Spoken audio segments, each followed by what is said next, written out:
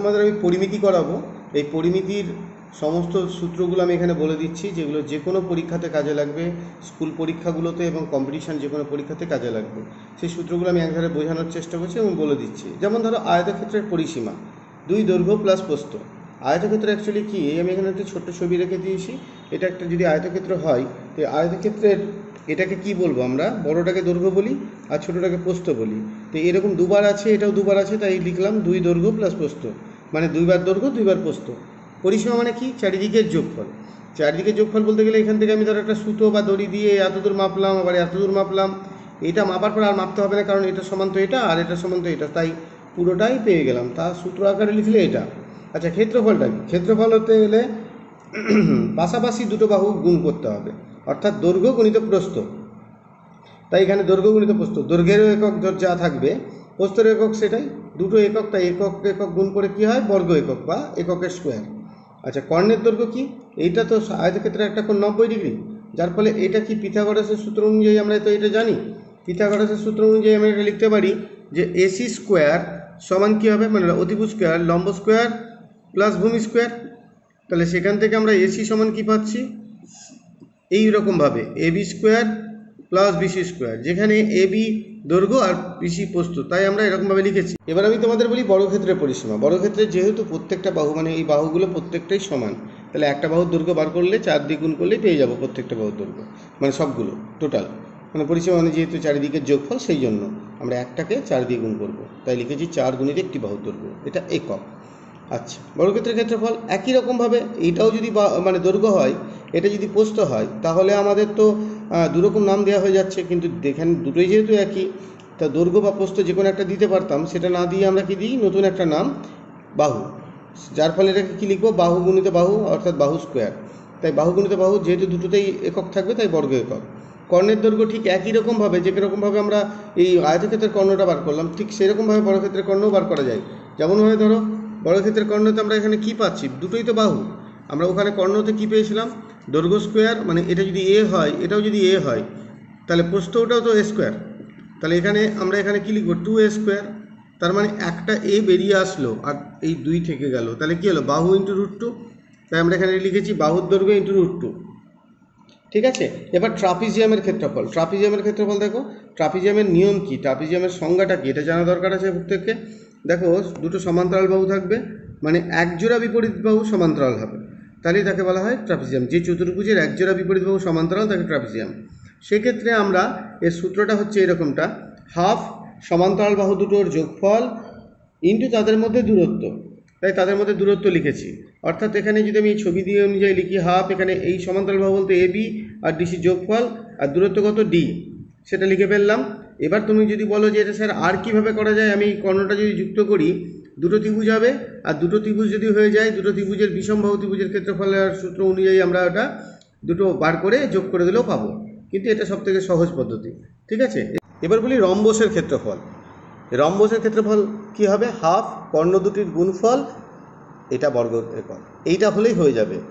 আর actually আরেকভাবেও বলা যায়, সেটা কি, ভূমি, যে কোনো একটা ভূমি, যেটাকে তুমি ভূমি ভাবতে পারো, যেটা ভূমি এবং তাদের বিপরীত বাহুর মধ্যে দূরত্ব, অর্থাৎ এটাকে ভূমি ধরলে এই দুটোর মধ্যে দূরত্ব, এটাকে ভূমি ধরলে এই দুটোর মধ্যে দূরত্ব, এটাও করা যাবে, অর্থাৎ এবি গুণিত তাদের মধ্যে দূরত্ব। এটা আরেকভাবে বলা যেতে পারে, এই রম্বসের কর্ণগুলো যেহেতু লম্বভাবে সমদ্বিখণ্ডিত করে, এই ছোট ত্রিভুজটার ক্ষেত্রফল বার করলাম, তাকে 4 দিয়ে গুণ করে সবগুলো হয়ে যাবে, কারণ কি, রম্বসের কর্ণগুলো লম্বভাবে সমদ্বিখণ্ডিত করে, এটা অর্থাৎ এই কর্ণের অর্ধেক হচ্ছে এটা, এই কর্ণের এটা, এবং এটা 90 ডিগ্রি, যার ফলে এটার ক্ষেত্রফল আমরা বের করে নিতে পারবো, হাফ ভূমি উচ্চতা করে দিয়ে 4 দিয়ে গুণ করতে পারবো, তাহলে এটাই আসবে।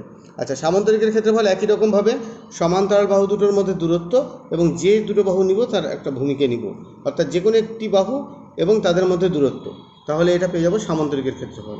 তাহলে আমি আরেকটা বলছি তোমাদের, ট্রায়াঙ্গেল সম্পর্কে বিভিন্ন ক্ষেত্রফলগুলোর সূত্র বলছি।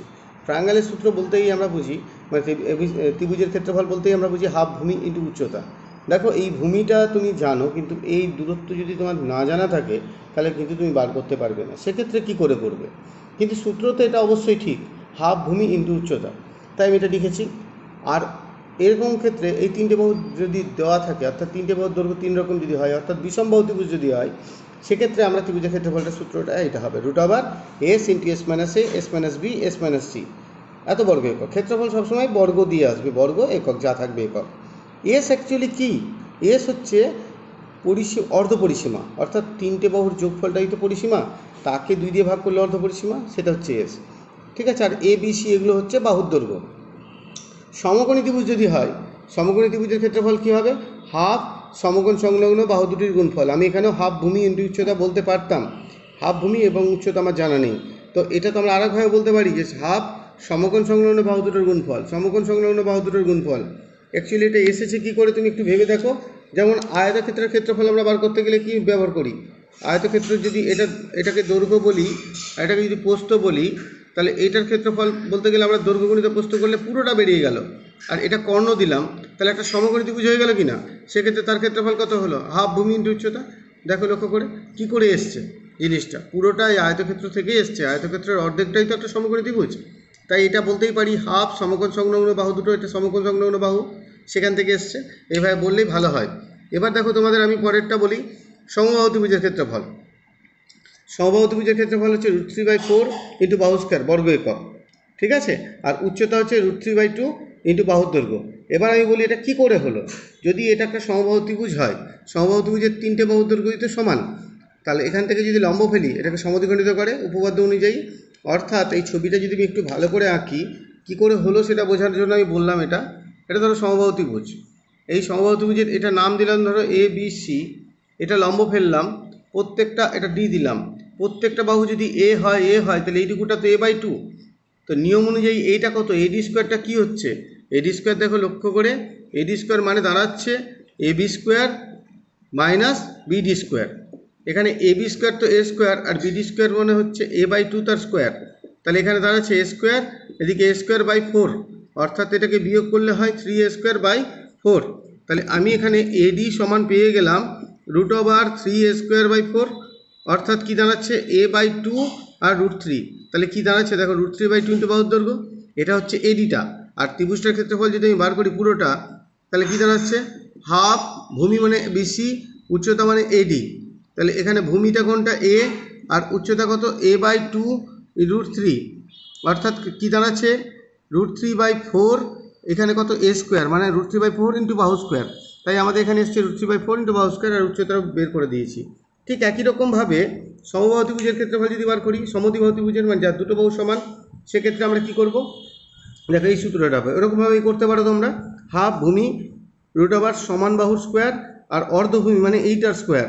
তাহলে তুমি √এর মধ্যে যদি এটা থেকে এটা মাইনাস করো স্কোয়ার করে, তাহলে তুমি উচ্চতা পেয়ে যাচ্ছ, মানে আগের মতনই পেয়ে যাচ্ছ। সেই জন্য সূত্রটা এটা হয়েছে, আমি সংখ্যা দিয়ে মান দিয়ে এখানে লিখে দিয়েছি। ঠিক আছে। তাহলে ট্রায়াঙ্গেল সম্পর্কে মোটামুটি আমরা সবগুলো বলে ফেললাম। দেখো এবার বলবো আমি আয়তঘন, মানে রেক্টেঙ্গুলার, প্যারালেলোপিপেড অর কিউবয়েড, যেটা এবার এই মাধ্যমিকের সিলেবাসে এই সূত্রগুলো আছে। যাই হোক, আমি তো প্রথমেই বলেছি সমস্ত পরীক্ষার জন্য কাজে লাগবে সমস্ত সূত্রগুলো। এবার আয়তঘন বলতে কোনটা বোঝায়? একটা ইঁটকে ভাবতে পারো, বা তোমাকে আমি সামনে একটা এরকম একটা এই যে ফিগারটা নিয়ে আসলাম, এটা রবার, তোমাদের প্রত্যেকের জ্যামিতি বক্সে থাকে।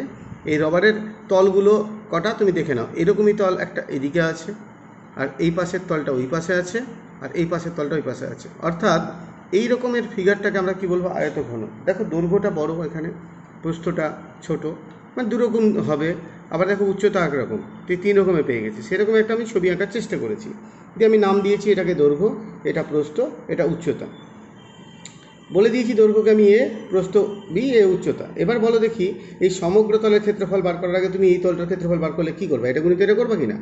অর্থাৎ এটা যদি দৈর্ঘ্য হয়, এটা যদি প্রস্থ হয়, অর্থাৎ দৈর্ঘ্য যদি এ হয়, প্রস্থ যদি বি হয়, তাহলে আমি কী বলবো? এবি লিখেছি। এবার দেখো এবি কটা আছে? এই মানে এই ভূমি যেমন একটা উপরের তলটা আছে, ঠিক তলায় একটা তল আছে, তাহলে তার জন্য আমি 2 দিয়ে বাইরে রেখে লিখে দিয়েছি। এমনি করে পাশেরটা কী হবে? দেখো এমনি একই রকমভাবে এটা দৈর্ঘ্য, প্রস্থ, এটা উচ্চতা, যদি সেটাই হয়, অর্থাৎ দেখো এটা প্রস্থ, এটা উচ্চতা, এই তলটার ক্ষেত্রফল বার করলাম আমি, এটা গুণ করলেই বেরিয়ে যাবে, তাই গুণ করলাম। এবং এরকম দুটো তল আছে, একটা এই পাশে আছে, তাই এটা 2 দিয়ে গুণ করলাম। অনুরূপভাবে আর একটাও সেইভাবে বার করলাম। তাহলে কি দাঁড়ালো? 2 দৈর্ঘ্য প্লাস দৈর্ঘ্য গুণিত প্রস্থ, প্রস্থ গুণিত উচ্চতা, উচ্চতা গুণিত দৈর্ঘ্য। অর্থাৎ তুমি যদি সিম্বলিক্যালি এরকম যে নামকরণ লিখেছি সেটা মনে রাখলে বেশি ভালো হবে। 2ab + bc + ca, এত বর্গ একক। ক্ষেত্রফল তো বর্গ একক হবে। এবার আমি বলি 4 দেওয়ালের ক্ষেত্রফল যদি বলতো, অর্থাৎ এই ওপরের নিচটা বাদ দিয়ে দিতাম, তাহলে ওপরের নিচে কী আছে? উপরের নিচে এবি আছে, মানে দৈর্ঘ্য গুণিত প্রস্থ, মানে মেঝের ক্ষেত্রফল। ঠিক একই রকম উপরটা আছে, এটা যদি বাদ দিয়ে দিতাম তাহলে কে থাকতো? তাহলে বাকি দুটো থাকতো। বাকি দুটো থাকতো বলতে গেলে কেমনভাবে হতো? বাকি দুটো বলতে দেখো এখানে 2 এই বিসি আর সিএ থাকতো, মানে প্রথমটা যদি বাদ দিতাম। এটা 4 দেওয়ালের ক্ষেত্রফল, বর্গ একক। এবার এই দুটো থেকে তুমি কি পাচ্ছ কমন? দেখো এখান থেকে সি কমন নিয়ে নিতে পারতো, তাহলে এখানে সিটা যদি বাইরের দিকে বের করে দিই, এটা উচ্চতা আর এটা দৈর্ঘ্য আর প্রস্থ যোগফল। এইটুকুটা সম্পর্কে আমরা আবার জানি, এইটুকু মানে কি? পরিসীমা না? একটা আয়তক্ষেত্রের পরিসীমা হতে গেলে তো এটাই করবো। প্রথমে আমি বোঝালাম এটা উচ্চতা, তাহলে আমি 4 দেওয়ালের ক্ষেত্রফলকে এইভাবে বলতে পারি পরিসীমা গুণিত উচ্চতা। তাই লিখেছি পরিসীমা গুণিত উচ্চতা, অথবা 2 দৈর্ঘ্য প্লাস প্রস্থ ইন্টু উচ্চতা। এটাকে সিম্বলিক্যালি এইভাবে লিখে যায়। এবার বলি আয়তঘনকের আয়তন। আয়তঘনকের আয়তন করতে হলে আগে ঘনকের আয়তনটা করে নেওয়া দরকার আছে। মানে আয়তঘনকের আয়তন মানে কি? ভূমির ক্ষেত্রফল। আমি এরকমভাবে বলবো সবসময় যে ভূমির ক্ষেত্রফল বার করবা, তার সঙ্গে উচ্চতা গুণ করবা। ভূমির ক্ষেত্রফল এখানে এবি, তার সঙ্গে উচ্চতা, সেটা তোমার একই ব্যাপার হলো, দৈর্ঘ্য গুণিত প্রস্থ গুণিত উচ্চতাই হলো। কিন্তু এইভাবে বললে তুমি লাভটা পরে পাবা, আমি বলে দেবো, বোঝাবো। অন্য ফিগারের ক্ষেত্রেও লাভটা বুঝতে পারবে। আচ্ছা, ঘনকের সমগ্র তলের ক্ষেত্রফল কি? আয়তঘনকের যেমন হলো সমগ্র ঘনকেরও তাই হবে। পার্থক্যটা কোথায়? আয়তঘনকের দৈর্ঘ্য প্রস্থ 3টে আলাদা আলাদা, আর এখানে কি হবে? সবগুলোই সমান। অর্থাৎ এ বি যেটা হয়েছিল স্কয়ার লিখতে পারি, এটাও স্কয়ার লিখতে পারি, কারণ সবগুলোই তো সমান। এটাও স্কয়ার লিখতে পারি, 3টে। এই যে এ বি, এটা বিসি, এটা এসি, সবাই তো সমান। এখানে এ বি সি সমান যদি হয়ে যায়, সবগুলোকে এ লিখে দিলাম, তাহলে ক্ষেত্রফলটা কী দাঁড়ালো? 2 × 3 স্কোয়ার, অর্থাৎ 6 × বাহু স্কোয়ার। এটা হলো ঘনকের ক্ষেত্রে সমগ্র তলের ক্ষেত্রফল, 6 × যে কোনো একটা তলের ক্ষেত্রফল। তাই লিখেছি এখানে, দেখে নাও। এবার বলি ঘনকের কর্ণ। আয়তঘনকের কর্ণ যা হয়েছে সেটাই হবে ঘনকের কর্ণ। আয়তঘনকের কর্ণ তোমাদের একটু আগে মানে বোঝাইনি, এবার আমি আয়তঘনকের কর্ণটা বলে দিই। আয়তঘনকের কর্ণ কি করে বলবো? আয়তঘনকের কর্ণ বলতে এই প্রান্ত থেকে এই পর্যন্ত, মানে এ আর, এইটা যদি আমি যোগ করে দিই, এই যে যোগ করলে যেটা পাবো, এইটা এই মুহূর্তে যোগ যদি করি, এইটাকে বলবো আমরা আয়তঘনকের কর্ণ। এই আয়তঘনকের কর্ণ করতে হলে ভূমির কর্ণটাও লাগবে। এই ভূমির কর্ণটা আমরা বার করলাম, এটাও কিন্তু 90 ডিগ্রি কোণে আছে। সেই ছবিটাকে আমি এখানে আঁকার চেষ্টা করেছি। দেখো এসিটাকে আঁকলাম এইখানটায়, আর এটা হচ্ছে সেই আর সিটা এখানে, আর এ আরটা হচ্ছে সেই আয়তঘনকের কর্ণ। তার আগে আমি বলি আয়তক্ষেত্রের কর্ণ যদি বলতে চাই, মানে এবিসি ডি এর আঁকাটা আমি এখানে এঁকেছি, তার কর্ণ কি? এইটা তো √r² + v²। তাহলে আমি এই কর্ণটা এখানে বসালাম। এখানে এটা ভূমি, এটা লম্ব, এটা অতিভুজ। তাহলে সেই সূত্র অনুযায়ী এটাকে আনবো কী করে? দেখো লক্ষ্য করে, যে ভূমি স্কোয়ার, অর্থাৎ এটা স্কোয়ার করে দিলাম, রুটের স্কোয়ার করলাম তো রুটটা উঠে গেল, অর্থাৎ এর স্কোয়ার করলাম এভাবে, আর এদিকে সি স্কোয়ার করলাম, তাহলে দাঁড়াচ্ছে কত বলো তো? a² b² c²। এটা হচ্ছে কর্ণের, মানে কর্ণের স্কোয়ার। এবার কর্ণ যখন বলবো তখন এটা রুট হয়ে যাবে, অর্থাৎ তখন এটা রুট হয়ে যাবে কর্ণ যদি বলি রুট। তাই দৈর্ঘ্য স্কোয়ার প্লাস প্রস্থ স্কোয়ার প্লাস উচ্চতা স্কোয়ার। এইটাই যদি ঘনক হয় তখন 3টে a² বসাবো, তখন কি দাঁড়াবে? 3টে a² বসালে 3a², সেখান থেকে এ বেরিয়ে আসবে √3, তাহলে বাহু × √3 হলো ঘনকের কর্ণর দৈর্ঘ্য। তাহলে কী হলো? বাহু × √3 আয়তঘনকের কর্ণ হলো। আর ঘনকের আয়তন কী হবে? ওই যে বলছিলাম না, দৈর্ঘ্য গুণিত প্রস্থ গুণিত উচ্চতায় যেটা বার করেছো, মানে ভূমির ক্ষেত্রফল ইন্টু হাইট। তো ভূমির ক্ষেত্রফল তো এটা বাহু স্কোয়ার, a² ইন্টু হাইট, অর্থাৎ a³ তাই বাহু কিউব হয়ে গেল ঘন একক। ঠিক আছে, তাহলে আমরা এটা মোটামুটি এইটারগুলো বললাম। এবার তোমাকে আরও 2-1টা সূত্র বলছি একটা একটা করে। যেমন ধরো লম্ববৃত্তাকার চোঙ বোঝাবো। এবার লম্ববৃত্তাকার চোঙটা কী করে বোঝানো যায়? তবে লম্ববৃত্তাকার চোঙ বোঝাতে গেলে যেগুলো লাগে তার ফিগারটা বোঝার দরকার আছে। ধরো এই যে পেনটা, এটাও লম্ববৃত্তাকার চোঙ। দেখো এটাকে কি বলবো? বক্রতল। ঠিক আছে, এই পেনটাও বলতে পারো তুমি। ঠিক আছে, আর এই দিকটা সলিড যদি হয়, এটা একটা বৃত্তাকার তল, এটাও বৃত্তাকার তল। ঠিক আছে, আর যদি সলিড না হয়ে ফাঁপা হয় তাহলে এখানে কিন্তু দেখতে পাওয়া যাবে না কিছু, তলটাও দেখতে পাবা কিন্তু ফাঁপা তল। মানে তখন বলবো যদি একটা লম্ববৃত্তাকার চোঙ ফাঁপা হয় তাহলে বলবো একটাই তল এবং একটাই বক্রতল। আর যদি সলিড হয় তাহলে কিন্তু একটা বক্রতল আর দুটো সমতল। ঠিক আছে, এবার আমি তোমাকে আর একটু বোঝানোর চেষ্টা করছি যে কি করে এটা হলো। যেমন ধরো সাপোজ দ্যাট তোমাদেরকে একটা আমি ফিগার দেখাচ্ছি, সেই ফিগারটা লম্ববৃত্তাকার চোঙের খানিকটা একটা দেখো, এটা একটা কি হচ্ছে? লম্ববৃত্তাকার চোঙ। এই লম্ববৃত্তাকার চোঙ দেখতে পাচ্ছ, এটা কিভাবে তৈরি করা হলো? লম্ববৃত্তাকার চোঙের এটা সেই ভেতরের জায়গাটা, ওপরটা দেখো বৃত্তাকার অংশ। এটা কিন্তু এসেছে কি করে? এটাকে কি বলি আমরা? উপরেরটাকে বৃত্তের পরিধি, আর এটাকে হাইট বলি। এই বৃত্তের পরিধি যেটা বলছি, দেখো লক্ষ্য করে, এটা খুলে দিলে কি আসছে? বৃত্তের পরিধি কোনটা? এইটা। তাহলে 2πr বৃত্তের পরিধি জানি, এটা হাইট, তাহলে h। তাহলে বৃত্তের তাহলে কী পেলাম, লম্ববৃত্তাকার চোঙের বক্রতলের ক্ষেত্রফল আমরা কী পেয়ে গেলাম? দেখো লক্ষ্য করে, লম্ববৃত্তাকার চোঙের বক্রতলের ক্ষেত্রফল হচ্ছে 2π হচ্ছে ওই মানে প্রস্থটা, আর এইচ হচ্ছে দৈর্ঘ্যটা। তাহলে এটা আমি পেয়ে গেলাম তার সমগ্র তলের মানে বক্রতলের ক্ষেত্রফল। এবার আমি সমগ্র তলের ক্ষেত্রফল বার করি, অর্থাৎ দুটো বৃত্তাকার তোমাদেরকে দেখালাম, তাহলে একটা বৃত্তের ক্ষেত্রফল তো πr², তো দুটোর ক্ষেত্রে কত হবে 2πr², অর্থাৎ এটা তো হবেই বক্রতলের ক্ষেত্রফল, তার সঙ্গে এটা যুক্ত হয়ে যাবে, জাস্ট কমন নিলাম। তো একক তো বর্গ একক। চোঙের আয়তন, চোঙের আয়তন বলতে গেলে কী বোঝায়? লম্ববৃত্তাকার চোঙের ভূমির ক্ষেত্রফল, ভূমির ক্ষেত্রফল তোমরা জানো তো কি, বৃত্তাকার ক্ষেত্রের ক্ষেত্রফল কত πr², তার সঙ্গে হাইট দিয়ে গুণ করলাম, যেটা আমি বলেছিলাম তখন বুঝতে, তাহলে কী হলো πr²h। এবার আমি তোমাদেরকে গোলকটা বলি, গোলকটা কী হবে? গোলকটার ক্ষেত্রে দেখো যে একটাই বক্রতল, যেমন গোলক বলতে কোনটাকে বোঝায়? গোলক তোমাদের খুব পরিচিত, ফুটবল একটা দেখেছো, বা আলু, সেটাকে বলবো গোলক। তার বক্রতলের ক্ষেত্রফল 4πr²। এই মুহূর্তে আমাদেরকে এটা এইরকমভাবে বলে রাখতে হচ্ছে, সূত্রটা এইভাবে মনে রাখো, 4πr²। এইবার বলি, গোলক যদি ফুটবল হয়, তাকে যদি মাঝ বরাবর কেটে নেওয়া হয়, তাহলে দেখতে অনেকটা এরকম হয়ে যাবে, অর্ধগোলক। সেই অর্ধগোলকের বক্রতলের ক্ষেত্রফল কী হবে? 2πr²। ফুটবল না হয়ে যদি গোলকটা তরমুজ হয়ে থাকতো, তখন যখন যদি কাটতাম, তখন কিন্তু তার ক্ষেত্রফলটা আলাদা হয়ে যেত, কারণ তরমুজের ভেতরটা তো ফাঁপা না, সলিড, সেক্ষেত্রে ওপরটা একটা বৃত্তাকার তল চলে আসতো, অর্থাৎ 2πr², আর উপরের তলটা কত আসতো? আর একটা πr² দিয়ে কী হতো? 3πr²। এবং আয়তনটা কী হতো? গোলকের আয়তন সবসময় 3/4 ঘন একক, এটা মনে রাখবা। গোলকের পর আমরা এবার পরিমিতিতে, গোলক বলতে স্ফেয়ার বোঝায়, স্ফেয়ারটা আমরা বললাম। এবার আমাদের পরিমিতি ক্লাস 10-এর আর একটা জিনিস আছে, এবং এই জিনিসগুলো আমাদের খুব জানা দরকার আছে, সেটা হচ্ছে শঙ্কু। শঙ্কু বলতে কোনটাকে বোঝায়? শঙ্কুর আকৃতি তো আমরা খুব পরিচিত, আইসক্রিম তো খেয়েছোই সবাই, আইসক্রিমের কোন সেটা একটা শঙ্কু, বা পেনের যে অগ্রভাগ, আমি যে জায়গাটা দেখাচ্ছি তুমি দেখো লক্ষ্য করে, অগ্রভাগ এটা অনেকটাই কিন্তু শঙ্কুর মতো, অর্থাৎ এই দেখতে এই আকারটা, অর্থাৎ এই যে আমি এখানে শঙ্কুর আকৃতি এঁকেছি, এই পাশেরটাকে কি বলে বলো তো? তির্যক উচ্চতা, আর এটাকে উচ্চতা বলা হয়, আর এটাকে আর মানে ব্যাসার্ধ বলা হয়। আমি সেটাকে ডিনোট করেছি, তির্যক উচ্চতাকে সাধারণত এল দ্বারা ডিনোট করে, আর উচ্চতাকে এইচ, আর এটাকে কি বলা হয়? ব্যাসার্ধ আর।